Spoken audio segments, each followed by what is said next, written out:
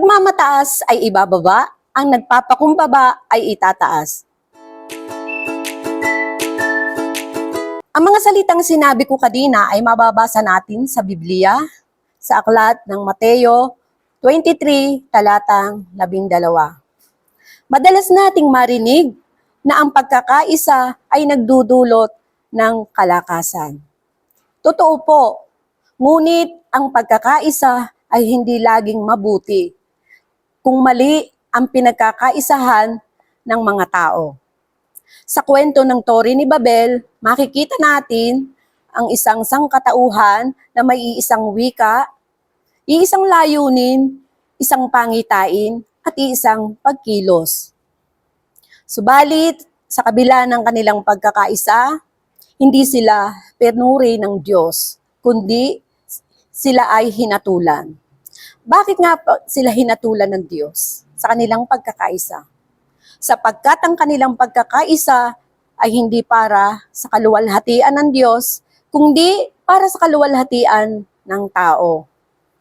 Hindi sapat na tayo ay nagkakaisa.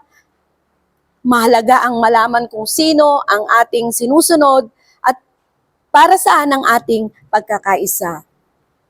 Ang kwento ng Tore ng Babel ay nagtuturo sa atin ng maraming bagay. Una, ang pagmamataas ay nagsisimula sa pagtingin sa sarili ng higit sa Diyos. Nakasulat sa Genesis, Kabanata 11, talatang 4, ang sabi nila, "Halikayo, magtayo tayo ng isang lungsod na may toring abot sa langit, upang maging tanyag tayo at huwag nang makawatak-watak sa daigdig." Ito ang ugat ng kasalanan sa Babel, ang pagtataas o pagdakila sa sarili. Ang unang kasalanan ni Satanas ay hindi pagnanakaw o pagsinungaling, kundi pagmamataas. Sinabi ni Satanas sa Isaias Kabanata 14, talatang 13 hanggang 14, "Aakyat ako sa langit at sa ibabaw ng mga bituin ng Diyos, ilalagay ko ang aking trono. Uupo ako sa ibabaw ng bundok na tagpuan ng mga Diyos sa malayong hilaga. Aakyat ako sa ibabaw ng mga ulap at papantayan ko ang kataas-taasan." Ang Tore ng Babel ay ang pagnanais ng tao na makamit ang kadakilaan ng hindi nangangailangan sa Diyos. Ang Tore ng Babel, ang Tore ng Babel ay ang pagnanais ng tao na makamit ang kadakilaan ng hindi nangangailangan sa Diyos. Hindi nila sinabi, magtayo tayo upang parangalan ang Diyos. Sa halip ay sinabi nila, gumawa tayo ng pangalan para sa ating sarili. Ito rin ang panganib na sa ating panahon. Nagmiministeryo para sa reputasyon. Paglilingkod para sa parangal. Tagumpay para sa mataas ang sarili. At pananampalataya para sa sariling pakinabang. Maaaring ang ginawa natin ay mukhang banal sa paningin ng tao. Ngunit, kung ang layunin ay sariling karangalan, matutulad natin ang ating sarili sa mga tao na nagtayo ng Tore ng Babel. Ang tanong ay hindi laging, ano ang ginagawa ko? Kundi, sino ang niluluwalhati ng ginagawa ko? Ang ikalawa, ang pagsuway sa Diyos ay madalas nakatago sa likod ng magandang plano o gawa.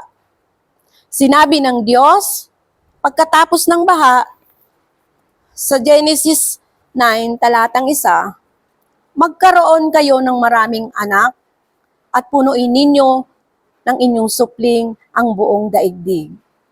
Ngunit, ang sinabi ng tao sa Genesis 11, talatang 4, ang sabi nila, "Halikayo at magtayo tayo ng isang lungsod na may toring abot sa langit upang maging tanyag tayo at huwag nang magkawatak-watak sa daigdig." ang iniuutos ng Diyos ay punuin ninyo ang buong daigdig. Ang sagot ng tao ay ayaw naming maghiwa-hiwalay. Ang Babel ay hindi simpleng konstruksyon. Ito ay tahasang paghihimagsik laban sa Diyos. Maraming pagkakataon na ang pagsuway ay hindi laging mukhang kasalanan. Minsan ito ay nakatago sa magagandang plano, ngunit ang pinakamahalagang tanong ay ito ba ay kalooban ng Diyos? Hindi lahat ng mabuti ay kalooban ng Diyos. Hindi lahat ng posible ay pinahihintulutan ng Diyos. At hindi lahat ng matanggumpay ay kinalulugdan ng Diyos. Ang ikatlo, ang tao ay kayang abutin ang langit sa pamamagitan ng mga likha ng tao. Ngunit hindi nito maabot ang tunay na kaligtasan. Sa madaling salita, sinasabi nila, hindi namin kailangan ng Diyos upang makarating sa langit. Ngunit tinuturo ng Biblia sa Epeso, Kabanata 2, talatang 8 hanggang 9, sapagkat dahil sa kagandahan loob ng Diyos, kaya naligtas sa pamamagitan ng pananampalataya at ang kaligtasang ito'y kaloob ng Diyos at hindi sa pamamagitan ng iyong sarili. Hindi ito bunga ng iyong ng gawa, kaya't walang dapat ipagmalaki ang sinuman. Ang tao ay patuloy na nagtatayo ng sarili niyang tore. Mabubuting gawa, relihiyosong tradisyon, kayamanan, edukasyon at kapangyarihan, posisyon. Iniisip ng marami na ang mga ito ang maglalapit sa kanila sa Diyos. Ngunit ang tao ay hindi makakaakyat sa Diyos sa pamamagitan ng sariling pagsisikap. Sa halip, ang Diyos ay bumaba sa tao sa pamamagitan ni Hesukristo. Sa lumang tipan, sinubukan ng tao na umakyat sa langit. Ngunit sa bagong tipan, ang Diyos mismo ang bumaba mula sa langit upang iligtas ang tao. Ikaapat, kapag hindi kayang itama ng tao ang sarili, ang Diyos na mismo ang siyang kikilos. Sinabi ng Diyos sa Genesis, Kabanata 11, talatang 7, ang mabuti bumaba tayo at guluhin ang kanilang wika upang hindi sila magkaintindihan.